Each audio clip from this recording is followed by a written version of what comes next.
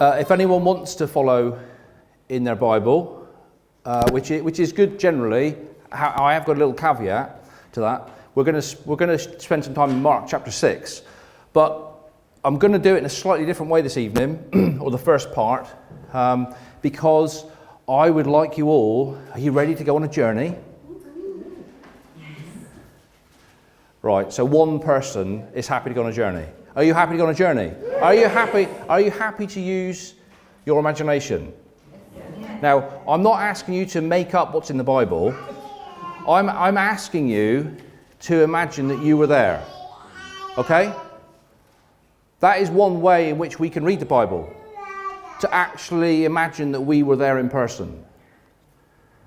What story means the most to you, friends? One that you just read out of a book randomly, or one which you personally experience? Hopefully one that we personally experience.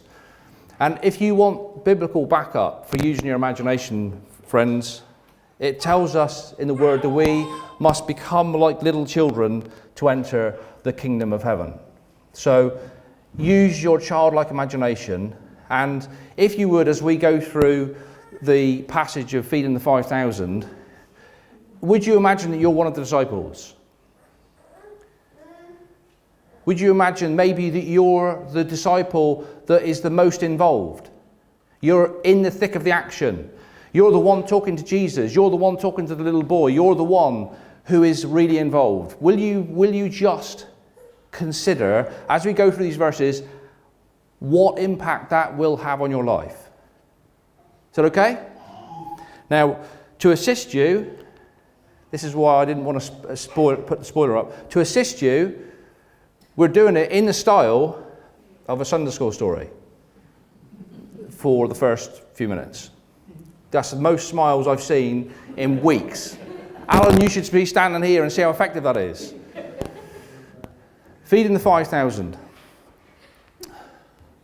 So I'm going to read this passage as we go through these pictures. But the multitude saw them departing, and many knew him, and ran there on foot from all the cities. They arrived before them and came together to him. Friends, does that tell you about enthusiasm and hunger? They got there before Jesus. And Jesus, when he came out, saw a great multitude and was moved with compassion for them, because they were like sheep, not having a shepherd. So he began to teach them many things. You'll see that the word compassion is highlighted there, friends. Make a mental note. Compassion. We will return. When the day was now far spent, his disciples came to him and said, "This is a deserted place, and already the hour is late. Send them away. There's no McDonald's here. Send them away that they may go into the surrounding country and villages and buy themselves bread, for they have nothing to eat." But he answered and said to them, "You give them something to eat." And he said to him, "Shall we go and buy 200 denarii worth of bread and give them something to eat?" Can you imagine Anne and Wendy's panic at having to make 5,000 ham sandwiches? But he said to them, "How many loaves do you have? Go and see." And when they found out, they said, 5 and 2 fish. Then he commanded them to make them all sit down in groups on the green grass. So they sat down in ranks, in hundreds and in 50s. And when he had taken the 5 loaves and the 2 fish, everything's reasonably ordinary up to now, he looked up to heaven, blessed and broke the loaves, and gave them to his disciples. You're one of these disciples, friends. He gave them to his disciples to set before them, and the 2 fish. And he divided among them all. So they all ate and were filled. Roughly, if there's 5,000 plus women and children, you may have been passing bread out to 800 people each, if you're one of 12 disciples. Now they took up, this is you, and me took up 12 baskets of fragments and of fish. Now those who had eaten the loaves were about 5,000 men. Now I know that you know that story. I'm fairly sure that you will all know it anyway.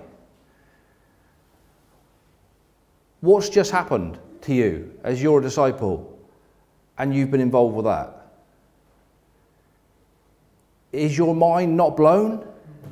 Are you not, as we've recently sung, are you not standing amazed in the presence of Jesus the Nazarene? Surely you would be absolutely awestruck. Let's carry on. Immediately, okay, no space. Immediately, Jesus made his disciples get into the boat and go ahead of him to Bethsaida while he dismissed the crowd. After leaving them, he went up to pray on a mountainside. Later that night, the boat was in the middle of the lake, and he was alone on the land. He saw the disciples straining at the oars because the wind was against them. Shortly before dawn, he went out to them. So he left them a while, walking on the lake. He was about to pass them by. I'll come back to that later. But when they saw him walking on the lake, they thought he was a ghost. They cried out because they all saw him and were terrified. Immediately, he spoke to them and said, "Take courage. It is I. Don't be afraid." Then he climbed into the boat with them. The wind died down. They were completely amazed, for they had not understood about the loaves. Their hearts were hardened. The subject this evening, if you want a title, you're not allowed to run out the door, is "Don't let your heart be hardened." Now you could immediately say, we wanted to sermon on love. You're going to get a sermon on love. Friends, when we are going to consider this subject of not letting your heart be hardened, can I ask you to do this? When I think about our heart being hardened in the Bible, I immediately think of Pharaoh. And how, when you read the passage of the 10 plagues and how Moses went to Pharaoh and Pharaoh said no, he said yes, he said no, he said yes. And many times in that passage in Exodus, we read that Pharaoh's heart was hardened. Friends, so there is one example of having a hardened heart. But this Pharaoh was a man against God, against Moses, against the Jews. Please don't hold that as your benchmark. Please don't think, well, hang on, I'm not like that evil ruler of Pharaoh, so I can't have a hardened heart. Will you please instead think this? If the disciples who were used of God, who walked with Jesus, could have a hardened heart, isn't it possible, friends, that we, at times, could have a hardened heart? The answer to that is yes. I'm not just saying that because it's in the Bible, which is a pretty good argument. I'm saying it as well from personal experience.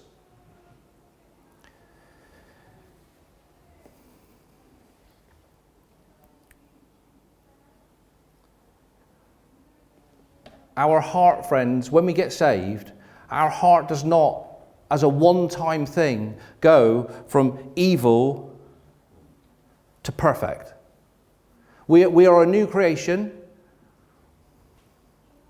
but we still have this human nature to contend with for all of our days. And this is our challenge, friends. This is the challenge that we have to go through, because it makes a big difference in our lives. It makes a big difference in our ministry. If we live through our Christian lives and we have some hardness of heart, as the disciples did, we will not have the same Christian walk as we would, friends, if we can walk with a heart that is not hardened, but is tender.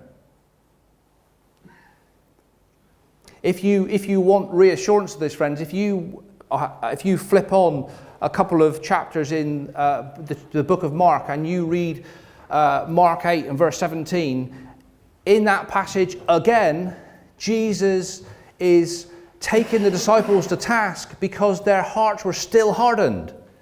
In 2 chapters later, he's saying, weren't you there for the feeding of the 4,000? Weren't you there for the feeding of the 5,000? How don't you understand? And the answer is because their hearts were hardened.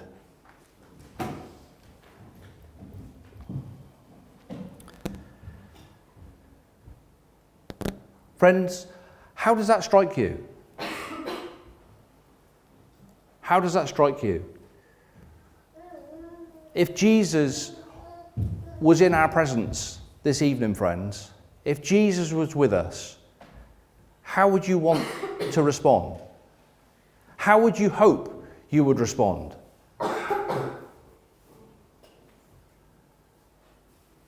Can you consider for a moment, friends, the disciples went through the whole of the feeding of the 5,000 passage and they didn't get it.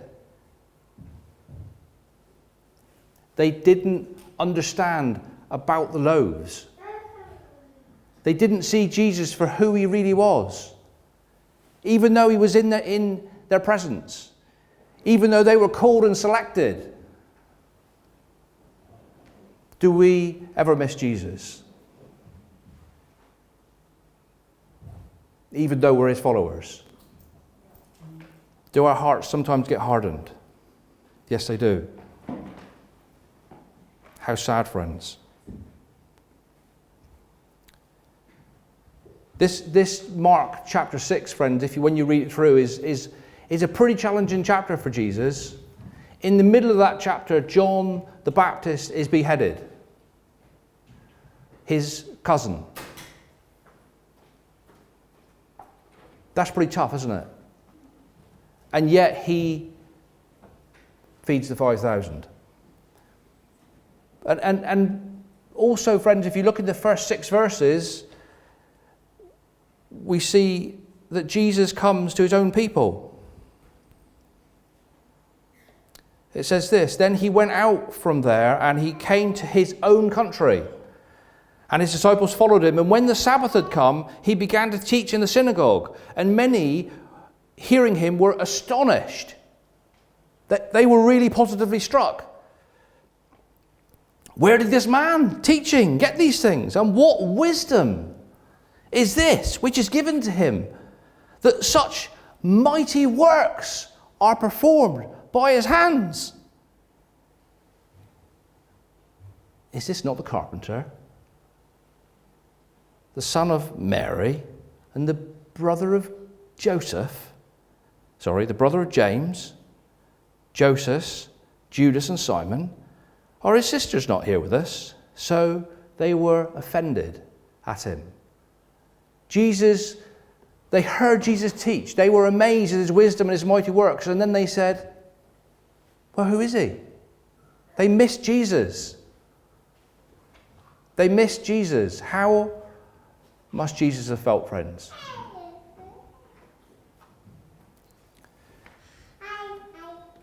And then it goes on when he says, a prophet is only without honor in his own country, in his own family, in his own household. How sad, friends. And he marveled because of their unbelief. He was astonished at them because they were so hard-hearted.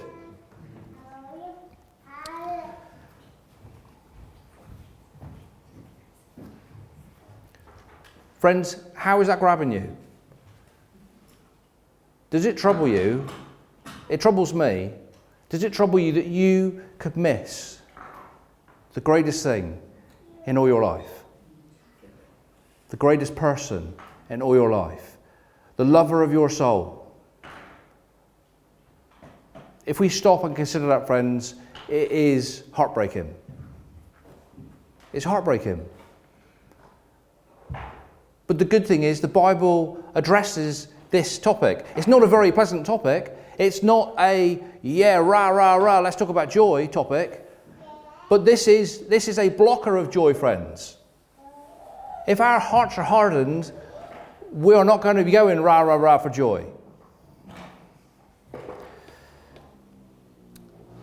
So we'll consider for a few moments, what are the effects of having a hardened heart?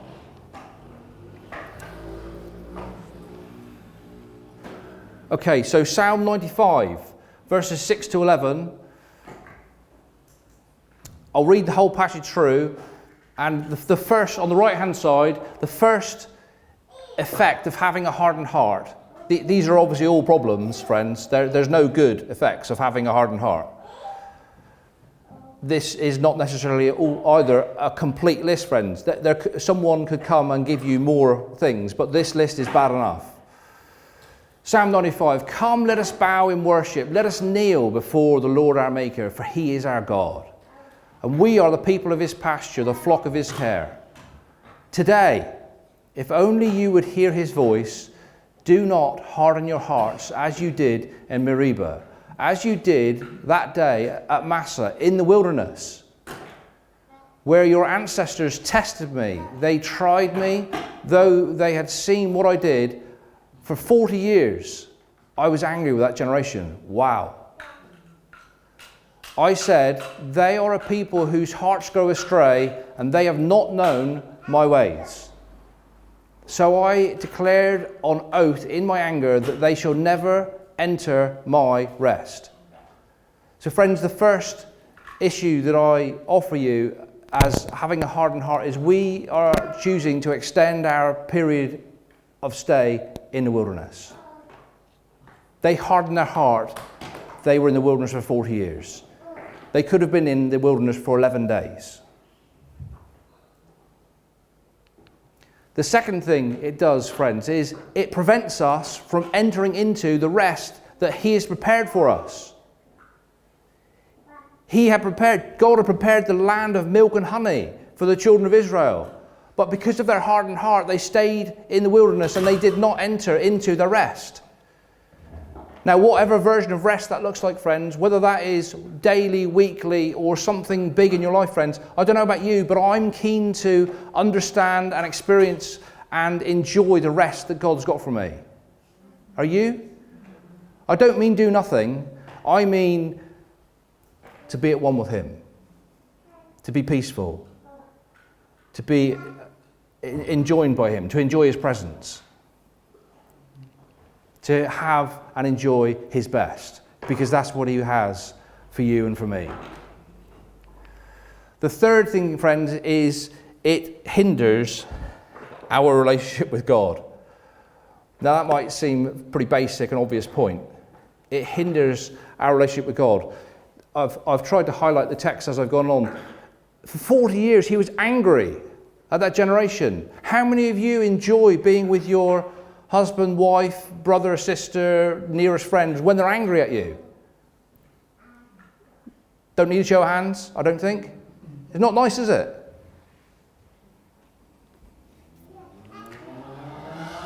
So it hinders our relationship with God. Two more examples. In Mark 3 and verse 5, it says that Jesus was grieved by the hardness of their hearts. This is speaking about the Pharisees. And in the NIV, it says that he looked at them in anger and was deeply distressed. In Mark 16 and verse 14, he rebuked the disciples for their unbelief and their hardness of heart. Do those things, friends, sound to you like a lovely relationship? Or do they sound hard and difficult, problematic? So a hard heart, friends, is an obstacle in our walk with the Lord. We don't listen. When Pharaoh saw that there was relief, this is after the second plague of frogs, he hardened his heart and would not listen to Moses. There are at least 4 more occasions in that passage of Pharaoh and Moses going to and fro, friends, where it says he hardened his heart, he would not listen. Friends, I don't know if you value the voice of the Lord. It's the most special and precious thing that we can experience. And if we harden our hearts, we switch ourselves off from it. We choose a different radio station.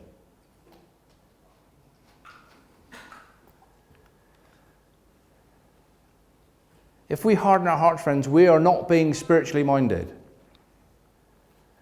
To be spiritually minded, in Colossians 3 and verse 2, is to set your affection, what you care about, on things above. If we harden our hearts, friends, we are not caring about what God cares about. And in Romans 8 and verse 8, it says, if we are not spiritually minded, we cannot please God. This is like a reverse advert for hardness of heart. I hope you all get that. I'm trying to sell you not having one. If you've got one, get rid of it. If you find yourself ever having one, if you're not sure, if you're distant from God, maybe this will put a finger on something for you, friends.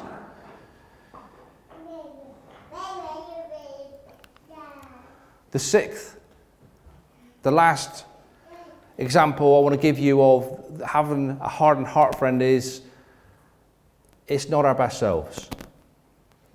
It's not living the life that Jesus has planned and prepared for you before the foundations of the world. I'm conscious I have a lot of scriptures on here, friends. They're small references rather than large passages. So, first of all, if you want the scriptures afterwards, please ask and I'll give them to you. The reason I do it, friends, is so you have got something to hang your hat on. You can go to God and say, God, it says in your word. It says in your word. And you can pray his word. I don't want to come and present you with just some good ideas. I want to give you something you can stand on. You can say, God, it says here, you promised. What do I need to do for this to happen in my life, God?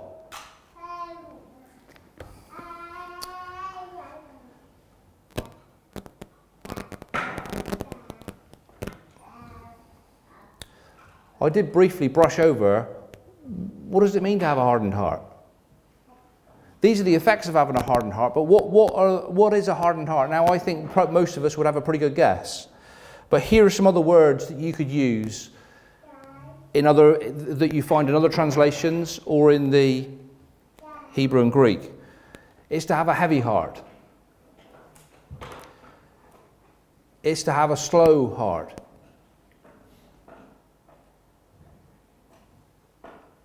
Friends, slow obedience is also disobedience.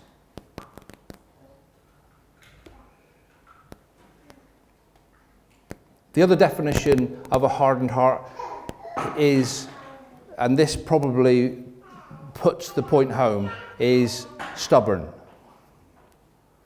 Stubborn. No thanks, I'm all right, I'm staying put. You ain't moving me. Stubborn. That's what a hardened heart looks like.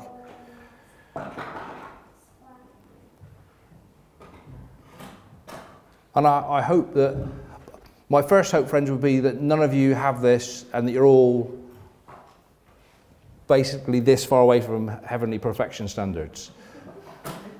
But I also recognise we're all human.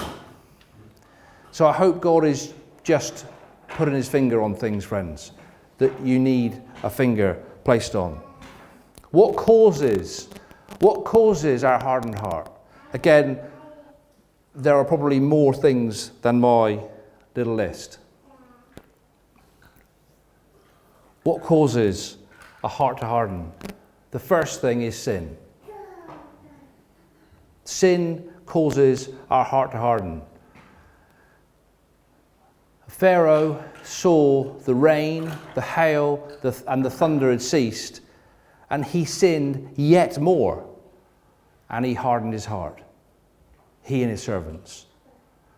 There's a reference in Hebrews 3:13 that's also helpful if you want to look at that more.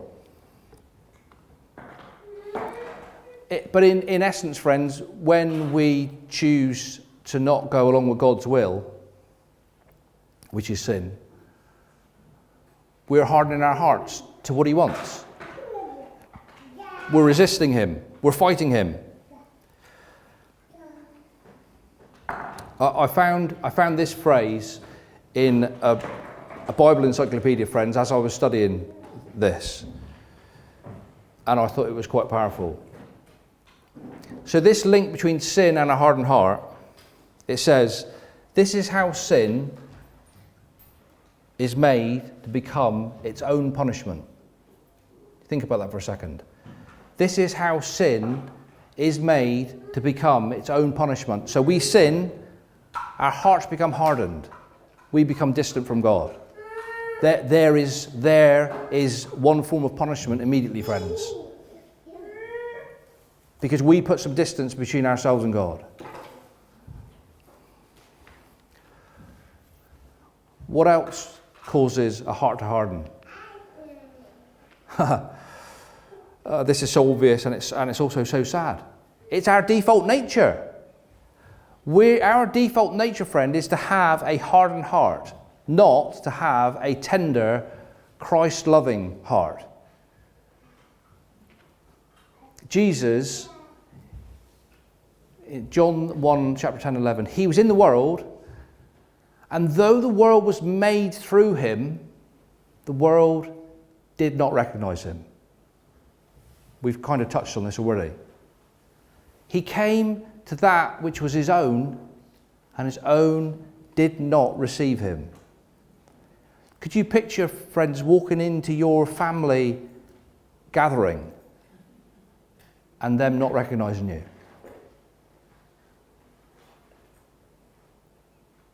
That's what's happened to Jesus. He's created us, he's made us in his image, and we start off as strangers to him. Because we all are born as sinners. So it's our natural state, friends. It's our default state. It's how we all started our lives. So the third reason that we can have that causes our heart to harden, friends, is complacency. Now, that's not a very nice word either, is it? But it goes with the last point.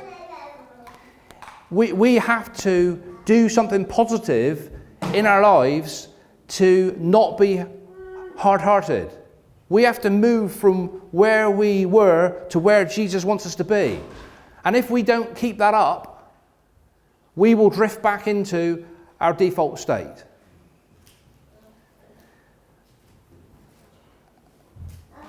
Alan spoke recently, it may have been on the leaders' Saturday teaching, guard your heart. Guard your heart. Friends, what are the hours that you have to guard your heart? Can anyone tell me? Is it between 9 and 5? All the time. All the time? How many days a week? 7? Or do we get bank holidays off? So friends, if we let our guard drop, our old nature will creep back in.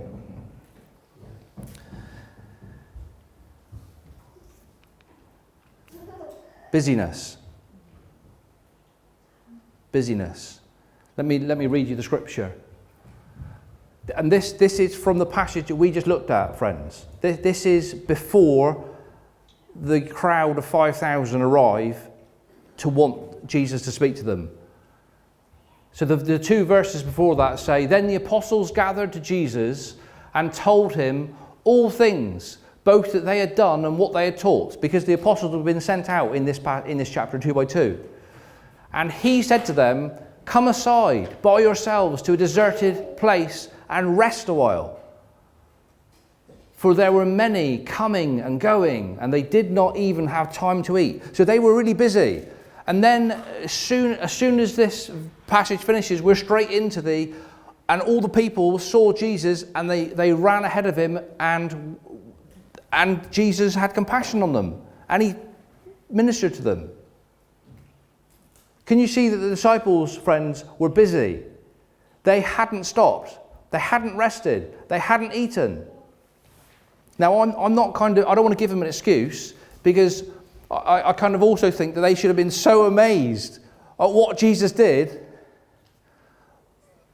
I hope that I would spot Jesus doing something amazing even if I was hungry, but I can't guarantee you that I will. Because the disciples didn't spot it. They didn't get it. So friends, I'm offering this point to you because it's in the Bible. I'm also offering it to you personally. Because I have known what it's meant to be so busy that I have not stopped to spend time to consider, wow, Jesus.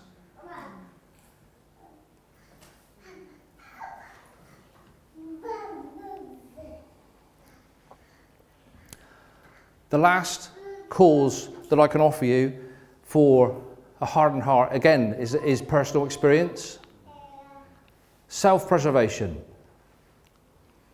That is supposed to be a picture of a turtle or tortoise going back into his shell. Got it? A turtle or a tortoise has a shell so that when someone not so pleasant comes along, they can hide inside and be protected. So this hard shell has a benefit, but can you also see, friends, then, that potentially to all oncomers in our lives, we retreat into safety, never to be seen again. We lock ourselves up. We may need to protect ourselves against some people, friends, but if we become so protective to ourselves, we could risk protecting ourselves against good influences too. Our hearts could become hardened because we're protecting ourselves, and we end up protecting ourselves against Jesus, and that's not what we should be doing. That's not the aim of the exercise. It wouldn't be what you intended, friends, but it could be a result. Does that make sense? You see, resilience is a fantastic quality, but can you also see how resilience could be a very dangerous quality? Because I'm so resolute. I'm not going down. You evil forces are not going to get me down. And then as I'm here stood, the ladies will laugh at me, as I'm here stood like this, like a strong person, not like me, Jesus is trying to talk to me, and I'm in my fight mode. And I miss him. And he passes me by.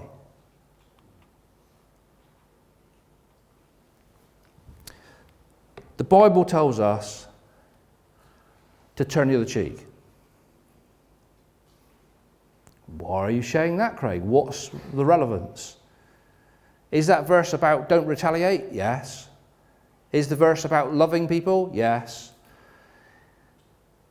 It means, friends, we have to make ourselves vulnerable. You can't love someone without being vulnerable. Not really. You could do some basic stuff. I could buy a fella pasty, and that wouldn't be too risky, would it? But if I go to share heart with Phil, I'm taking a risk because he might reject me. So am I going to stay in my shell? Or am I going to come out of my shell? And friends, if I've ever done that to anyone here, I want to say I'm sorry.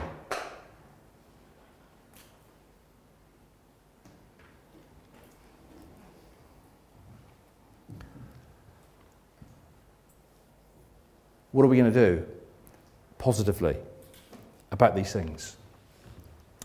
What is the remedy for a hard heart?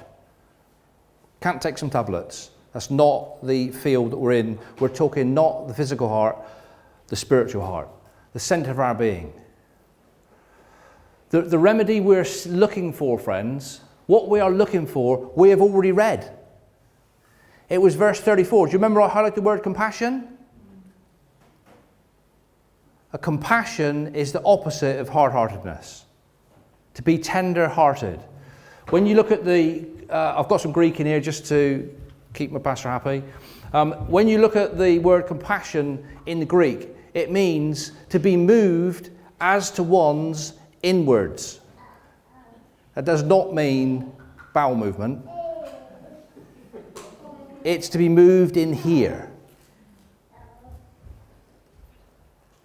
Okay? That's our aim. That's what we want. So how do we get that if we have got a hardened heart? Well, first of all, we ask God for help, friends. Ask God for help. 2 scriptures you can rely on. In Ezekiel 36 and verse 26, God says, I will give you a new heart. No more positivity than that, no? Come on. I will give you a new heart. Amen? I will give you a new heart and put a new spirit in you. I will remove from you the heart of stone and give you a heart of flesh. It's available. Argos don't sell it, but God will give it. There's an example. 1 Samuel 10 and verse 9. Saul, this is the evil king Saul, before King David. Saul turned and started to leave. God gave him a new heart. So there's an example, friends. And if you look at the life of Saul, what you also see is you have to maintain the heart. Saul was given a new heart and he was given the Spirit, but he did not maintain it. He was given what he needed to start with, but he did not carry on. We have to carry it on, friends. But it will not be the first time that God has performed heart surgery. If we're willing, if we'll ask, he will do it. Then there's the passage I highlighted, friends. In Mark 6, in the boat, Jesus was about to pass them by. What's all that about? What's all that about? Let's think about this. Why did Jesus walk on the water?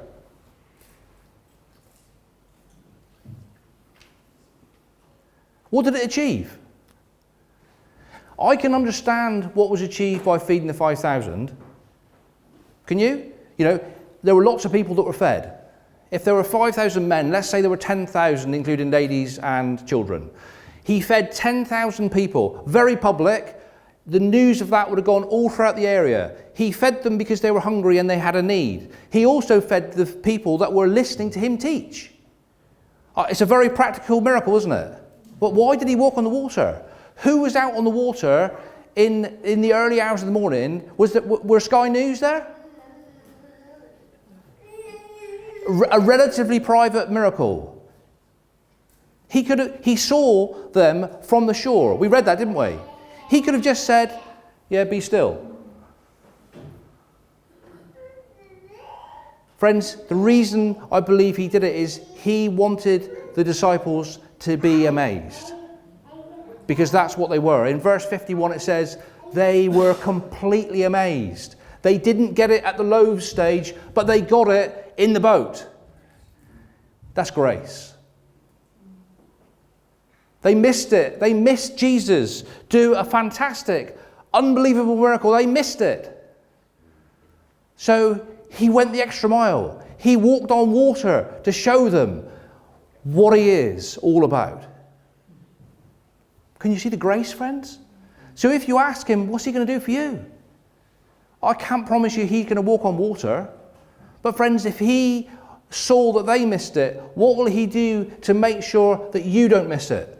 To make sure that the penny drops and you go, oh my goodness, Jesus, what a wonder you are.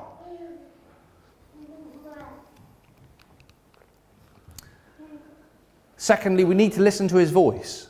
We've done this psalm already, but in Psalm 95, it says, if you would hear his voice, do not harden his heart. Do not harden your heart. So listening to his voice is really critical, friends. We must listen to his voice. And then the two that I think move me the most. Consider. Well, that's a strange word. Why do you just put a random word like consider in? Well, because it's in the Bible. In the King James Version of the verse 52, let's read that together. It says, for they considered not the miracle of the loaves, for their heart was hardened.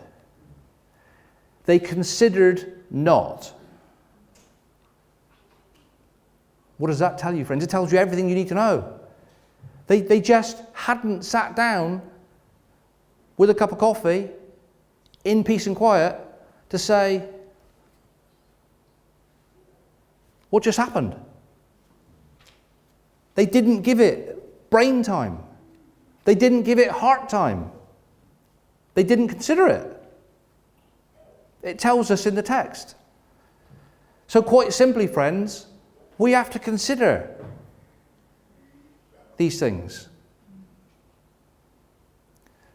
And there's an example in the Bible, if you'd like it. It's Mary's example in Luke 2, 18 and 19. All who heard it were amazed at what the shepherd said to them. That's good, they were amazed. Have we heard the word amazed before tonight, friends? We have, haven't we? So people have been amazed, but they haven't done the right thing with it. Mary did. But Mary treasured up all these things and pondered them in her heart. She took it away. She put it in her little treasure trove, friends, and she took it away, and she did something positive with it. She considered it. And just to make sure we're not missing the point, what are we considering, friends? We're considering Jesus. Who he is. What he's done. His love. And when it comes to what he's done, friends, I offer you two places to consider. Hopefully you can consider things he's done in your life. Do you want to come? Hopefully you will consider things he's done in your life. Maybe you look at your life and go, well, I'm not too sure what Jesus has done. I haven't got a long list.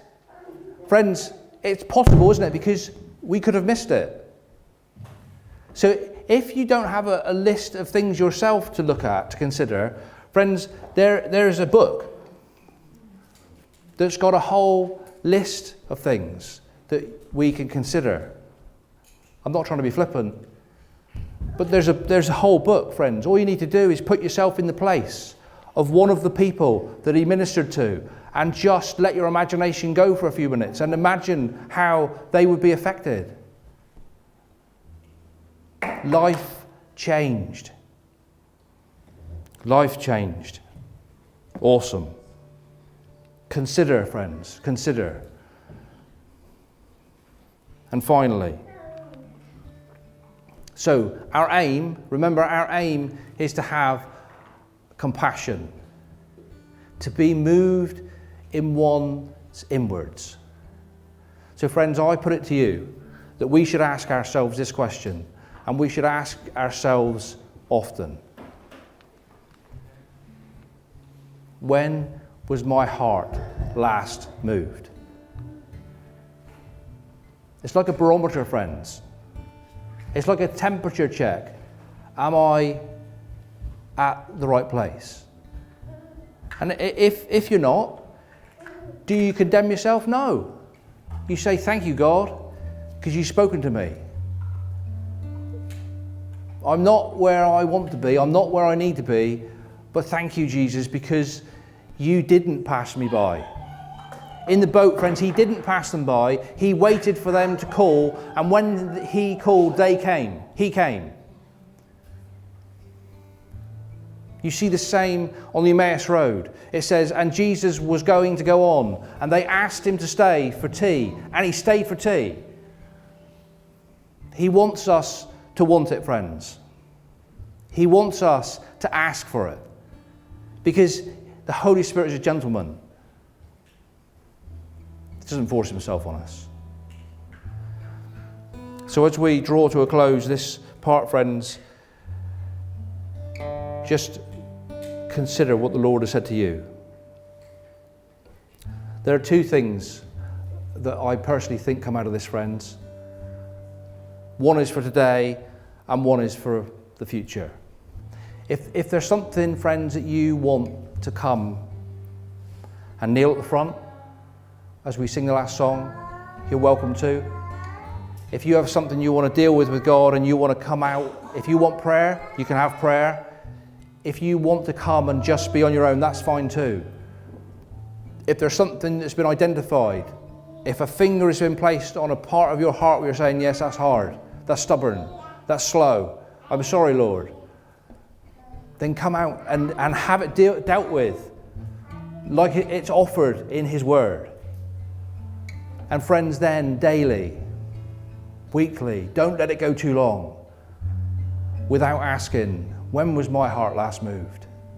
When was my heart last moved? Hopefully, friends, our heart is moved to action or to change.